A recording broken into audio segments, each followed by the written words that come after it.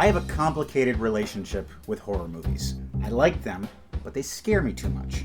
The reason why they scare me is because my brain doesn't work right. My brain believes that the things that happen in the horror movies can actually happen. Can actually happen. You're not thinking Paranormal Activity was actually a documentary. You're not thinking that. No, I'm not stupid. All right, good. Okay, so someone's pursued and murdered by a ghost. That can't happen. But the people in the movie, they thought the same thing, and it happened to them. If it can be imagined, it can happen. That's a huge philosophical quandary that goes beyond movies and just like what imagination is and perception. You know another thing that my brain tells me, and it's been telling me ever since childhood? As long as that light stays on, you'll be fine.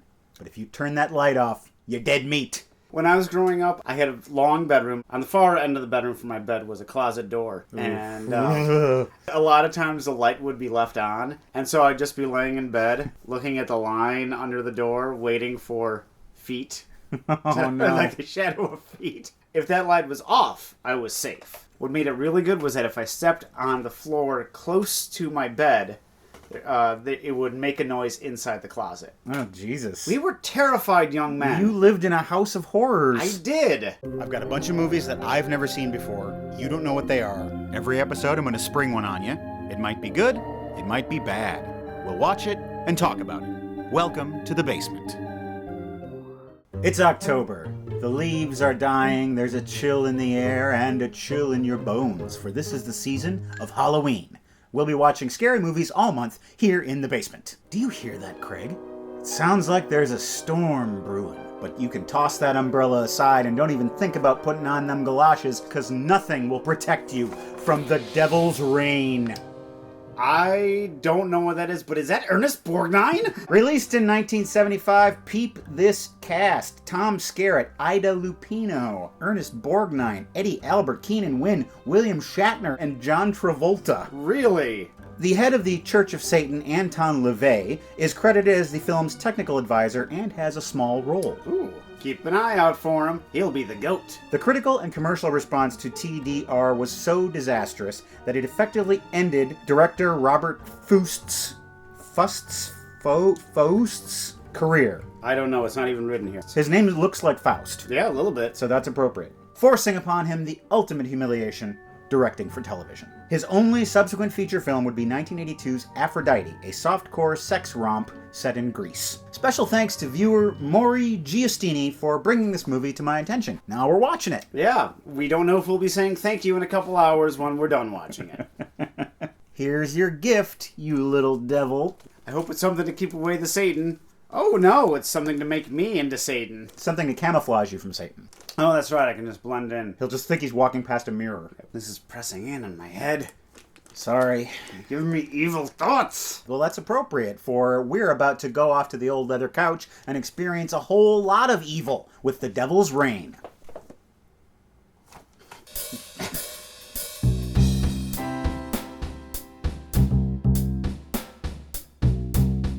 Continuing our forecast throughout the week, the devil's reign will continue through Thursday with a plague of frogs to carry you through the weekend. But good news on Monday. We will merely be having some minor demon sprinkles. It's a rainy night out at the Preston place. Mrs. Preston is waiting at the window. There's an old guy, John, there too. I've just made you a fresh pot of coffee, Mrs. Preston. Thank you, Krampus. Her son, Mark Preston, returns. He's been out looking for his father because he's gone missing. I was clinging to the hoods of cars all day. I'm exhausted. They think Corbus has something to do with this. They hear someone outside. They go out and they see their father. Whoa! Whoa! And he melts into a mushy puddle. Jesus. Oh, he's turning into a goulash. What has Corbus done? Corbus and his gang of Satanists. Mark's not convinced, though. He's like, that wasn't our dad. Satanic tricksterism. Come out of this devil's reign. You'll catch your death. You'll just catch death. Mrs. Preston goes underneath the floorboards. I've got some really primo shit down here. This will get us good and high. It's always 420. In hell. Evidently someone's looking for this book that they own. She's like, we gotta give the book to Corbus. He'll never leave us alone. Mark says, nah, We're not giving in to Satan. There's another noise outside. It's Dad's truck. See, the puddle outside wasn't Dad after all. Dad's home. Mark goes out to see his dad, but there's no one at the wheel. It's driven by a little doll That's dressed just like Mom. and inside the house there's a ruckus happening. Oh no, he's been tricked. I did it, me, Mini Satan. Just a few seconds, Old Man John's hanging from the ceiling and Mom's gone. Con! I think they're ignoring the truly extraordinary thing that happened. A little doll drove a truck. Mark goes into the floor, he pulls out an amulet. This'll protect him. The next day, he hops in a station wagon and he drives. He arrives at his destination, Redstone. This town is kind of like a ghost town. Too much fighting on the dance floor. There he sees Corbus. The pump does work, even though the vandals left the handle. But Corbus just looks like an old guy in a cowboy hat. He couldn't hurt nobody. Very grand paternal. Corbus is the leader of an insidious group of Satanists. Did you bring the book? Corbus says, give me a book. Mark says, you're not going to get the book. Hey, let me show you something. I got a little show going on in the church and I'd like to invite you to it. I'll face whatever you have behind those doors and come out exactly as I went in. My faith against yours. And then you give me back my mom and my dad. And if you lose? You don't have a fiddle of gold for me or anything, do you? I get the book, and I get your soul.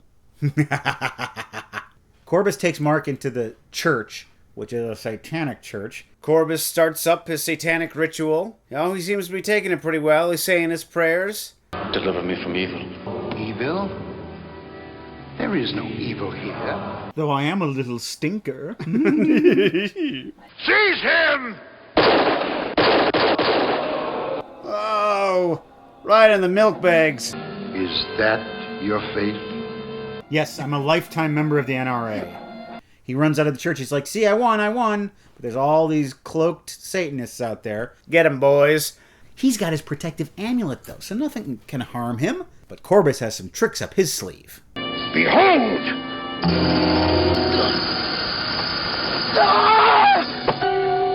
He fooled him. He got inside his brain. That's right. He did the old Lost Boys trick. And Mark's in trouble. Meanwhile, at a college somewhere, there's a lecture going on about ESP, led by Dr. Richards. Shit. There's a pretty lady on the table. This is Tom Preston's wife. Her name is Julie. And Tom is Mark's brother. Julie has a gift for ESP. It's as if I were watching a movie. It's like how I'm feeling. And while she's under, she has a vision. Mark's in trouble. Tom goes and talks to the local sheriff. He's always helpful. My brother's in trouble. The sheriff's like, I don't care, man. There was a big storm. I got to deal with that, okay? People were stuck in a car in that storm last night and just tossed them around like a toy. Storms, okay? Well, look at the inside of your house. It's a shambles. You think a storm did that, Sheriff?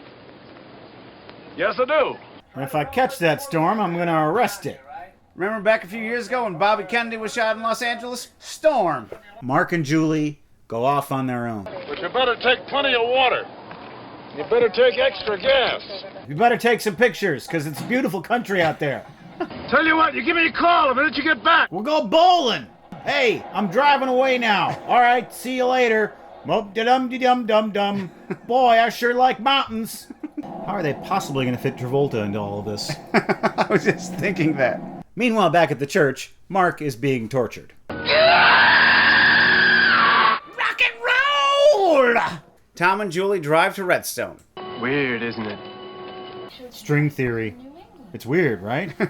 They find the church, all this satanic accoutrement, Can you find the star? and they find Mark's shirt. You know how they know it's Mark's shirt?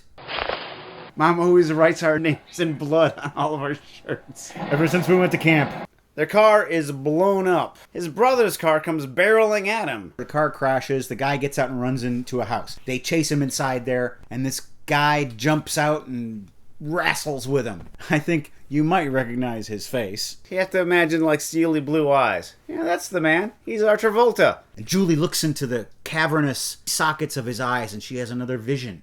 A vision of the past. Back to colonial times.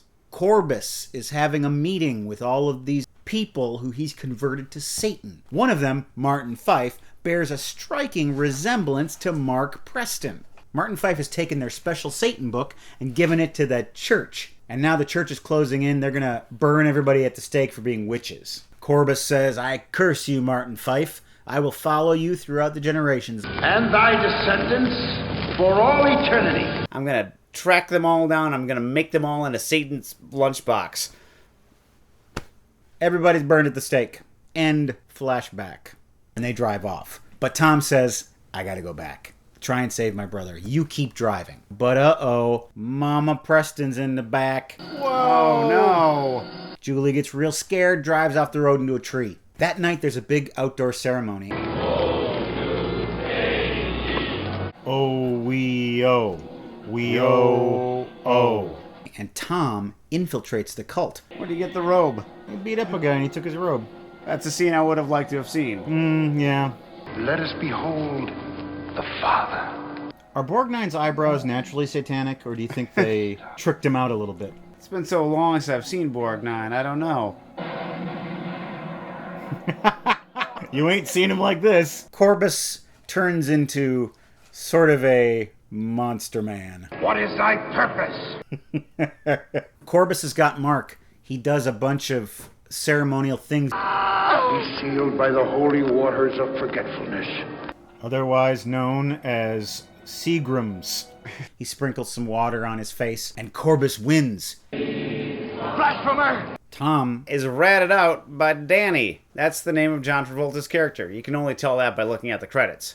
Tom is chased off. He gets attacked by various people, but he survives the night. And the next day, he's talking with Dr. Richards, who has come to his aid. This book has all the names of the people that Corbus converted to Satanism.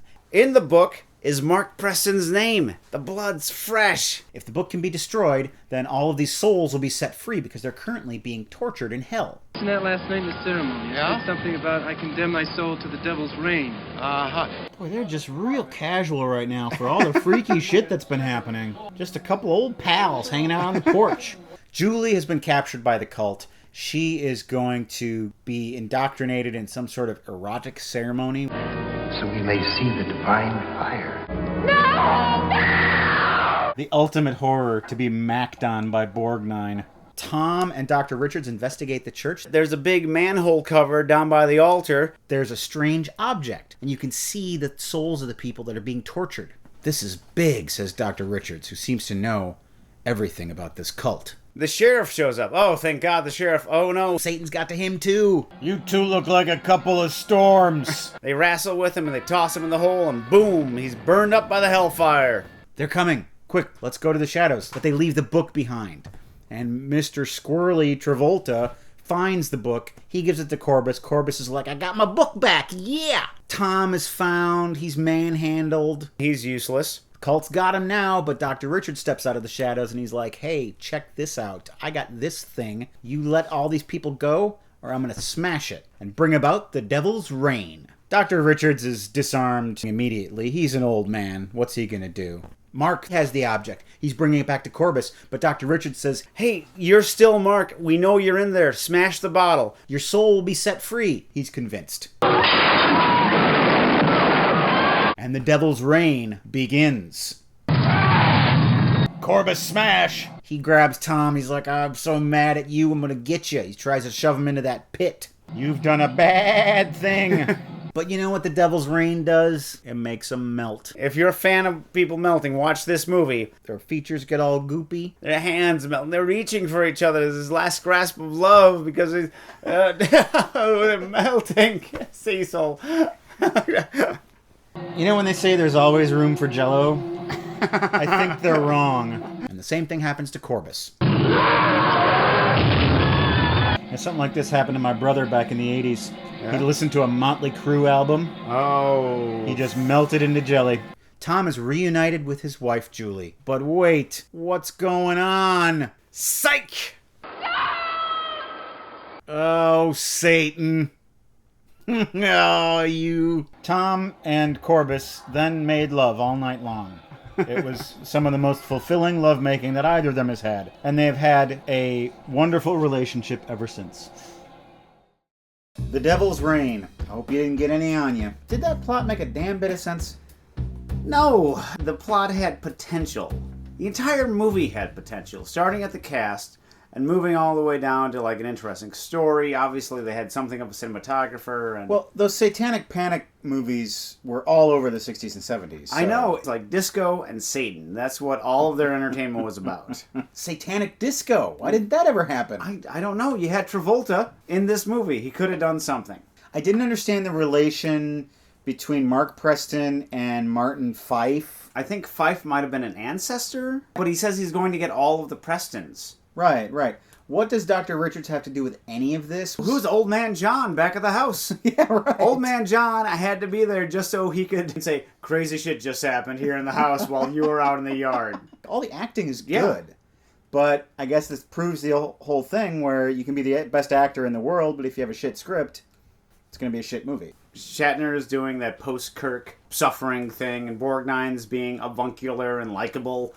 But at the same time, eerie. Menacing, He really was good in this role. He did not choose the scenery. He had no appetite for scenery at all in this movie. Even when he had like the full goat makeup on, he wasn't like, ah! That's something else that the movie had going for it. They had pretty creepy makeup. It was obviously effective enough that 5 years later, when John Carpenter was making Halloween, he did the exact same thing for Michael Myers, literally getting a Captain Kirk mask and painting it white. Oh, right. So I think that this movie may have had a link to a quality horror movie. It did horror well. Mm-hmm. It just didn't do storytelling well. No. And there were some parts that were supposed to be horrific that ended up being funny. Yeah. I'm looking at you, Goat Boy.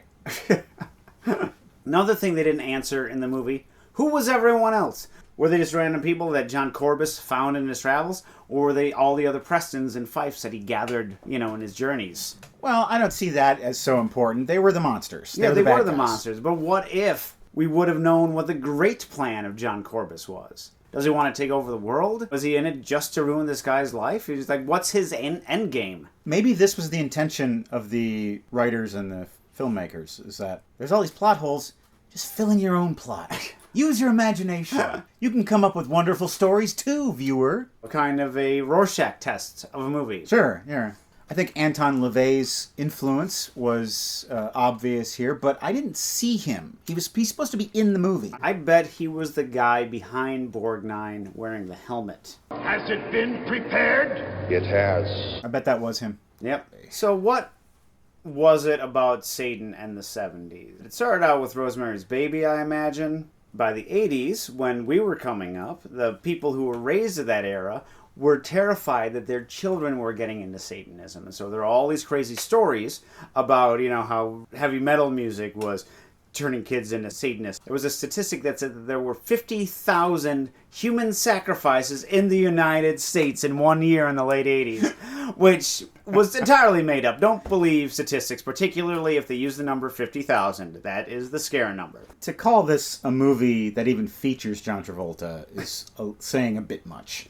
He's basically an extra. He has one line, which I don't think that was his voice. Blasphemer! Leonard Maltin said of this movie, memorable ending. It's pretty non-committal on his part. But it's not true. You're not going to forget everyone getting their faces melted off. It's like the end of Raiders of the Lost Ark times 100. Yes, it is. We watched The Devil's Reign here on the show, and if you haven't seen it, you should check it out. Get together with your sweetheart and have a scary time. This is the perfect makeout movie, guys. Turn it on, watch 2 minutes, make your move. Well, zip up your slicker and go on over to our website. Welcome to thebasementshow.com. You can see all of our episodes, and there's a PayPal donation button. You can donate a few dollars to support our show, or you can set up monthly rolling donations. Donate a little bit every month. Our recent donors include Luke, Andy, Jeffrey, William, who says thanks for the countless hours of entertainment. Michael, and Michael. Simon, make sure you enjoy a delicious coffee. Love from Aussie land.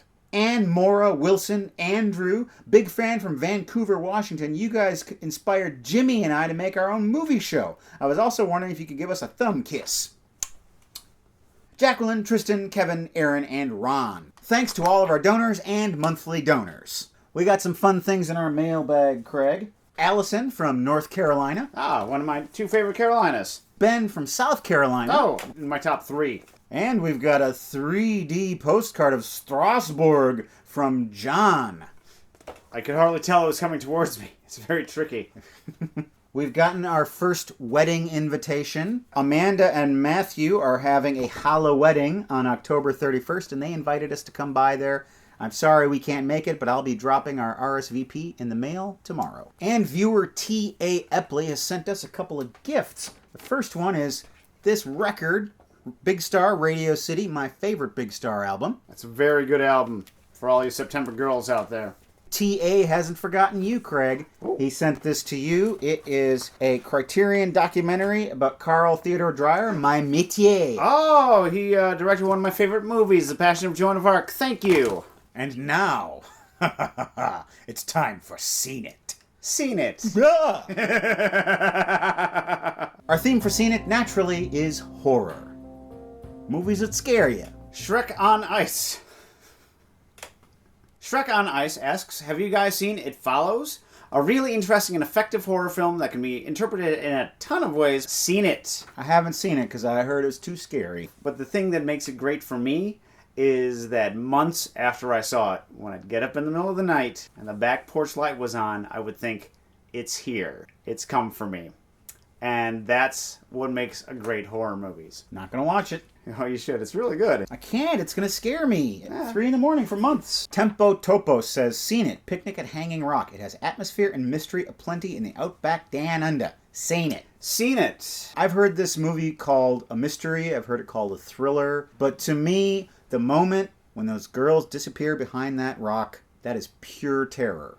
And the horror of this movie isn't so much scares, it's just the sick feeling of dread that you have throughout the whole thing. Using atmosphere, building tension, and you know something's going to happen, and at the end you're like, what happened? You're stuck with these people who have to live with this for the rest of their life. Yeah. What happened to those girls? Monster Lair asks, listening to you talk about Spinal Tap made me wonder if you've seen another amazing film in the same vein, no pun intended, though pun achieved. What We Do in the Shadows. Seen it. Seen it, yes. Do not watch the preview for this movie. It gives away so many of the best jokes and also so much of the plot, more importantly. The characters in it are so likable that I think that's really what draws you in. And it does have moments of horror. I mean, when they're biting their victims and there's blood spraying everywhere, it's hilarious, but also it's very gory and shocking at times. Oh, it's a ghost cat. Colin Ross, Cabin in the Woods, seen it. Seen it. It's crazy to me that this movie was shelved for so long and it might never have been released. It's so great. Creative. Everyone talks about how revolutionary Scream was, taking the horror tropes and sort of building them into a story. But this one is like PhD level of that. Yes, meta horror to the extreme. And they have Thor in there. And if Thor's scared, you're scared. But you're not scared because also it's kind of funny. Well, that is Seen It. And that's our show. Thanks for joining us for The Devil's Reign. For a second, I totally forgot we watched a movie. It's that good. We hope you'll join us next time for another scary movie as we get closer and closer to Halloween. And we'll each be choosing a character from one of the movies we've watched this season and dressing up as them. You want to guess who's going to be dressed as what? Do it. That's what comments are for. And we will see you next time. Good night. Good night. Don't let the rain bite. There's nothing in the subconscious that cannot be raised to the conscious level. Nothing, Doctor? Nothing. Now, if you'll excuse me, I have a long commute back to my home in the country where I live with my wife, who's used to finer things, but I've forced her to live on a farm nonetheless.